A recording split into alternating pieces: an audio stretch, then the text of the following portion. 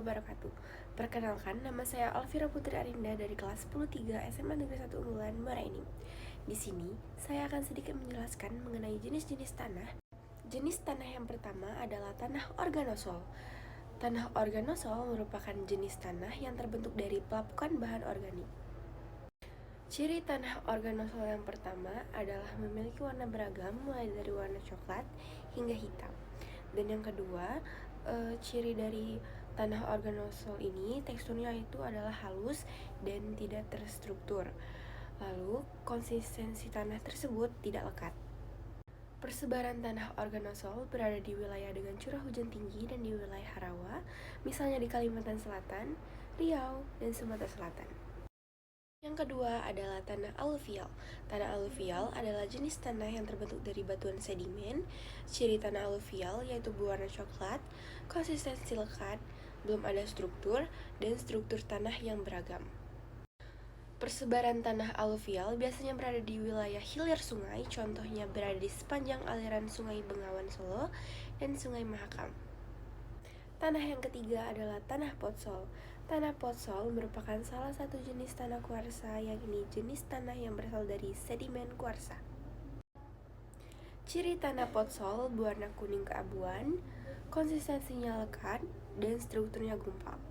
Tanah potsol banyak ditemukan di daerah Kalimantan Tengah, Jambi, Papua, dan Sumatera Utara. Selanjutnya adalah tanah potsolik merah kuning. Selain tanah potsol, potsolik merah kuning juga termasuk jenis tanah kuarsa.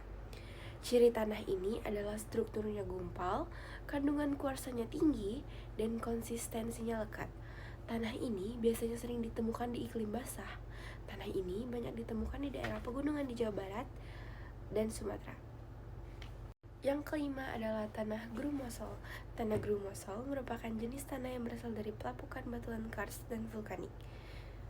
Ciri tanah grumosol yaitu memiliki warna coklat hingga kehitaman, teksturnya halus, konsistensinya lekat pada saat basah, dan retak pada saat kering. Tanah ini banyak ditemukan di wilayah dengan curah hujan rendah, seperti di daerah Jawa Tengah dan Nusa Tenggara Timur. Selanjutnya adalah tanah litosol. Tanah litosol merupakan jenis tanah yang terbentuk akibat pelapukan yang intensitasnya rendah.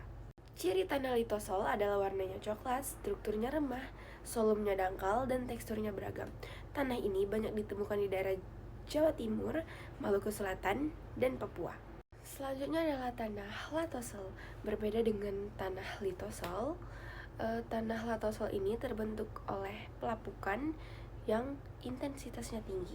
Ciri tanah latosol yaitu memiliki warna coklat kemerahan, memiliki horizon, solumnya dalam, dan teksturnya lempung. Selanjutnya adalah tanah mergel. Tanah mergel adalah tanah yang terbentuk dari batuan kapur, pasir, serta tanah liat. Cirinya adalah berwarna putih dan kesuburannya rendah. Tanah ini banyak ditemukan di kawasan Nusa Tenggara, Kediri, Madiun, dan lainnya. Yang kesembilan adalah tanah humus.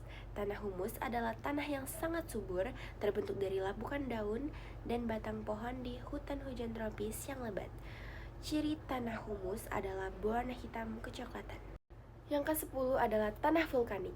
Tanah vulkanik adalah tanah yang berasal dari hasil letusan gunung api. Ciri tanah vulkanik, lapisan atasnya berwarna abu-abu hingga hitam pekat, sedangkan lapisan bawah berwarna kekuningan, kemerahan, hingga coklat. Strukturnya rentan terhadap erosi dan sifatnya gembur. Tanah vulkanik juga memiliki jenis, salah satu jenisnya adalah tanah regosol dan tanah andosol.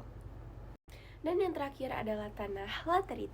Tanah laterit adalah jenis tanah yang awalnya subur menjadi tidak subur karena unsur yang terkandung larut terbawa air hujan. Biasanya tanah ini warnanya pucat dan kekuning-kuningan atau kemerah-merahan. Demikianlah jenis-jenis tanah yang telah saya jelaskan. Sekiranya ada kesalahan, saya mohon maaf, kepada Tuhan saya minta ampun. Saya akhiri, wassalamualaikum warahmatullahi wabarakatuh.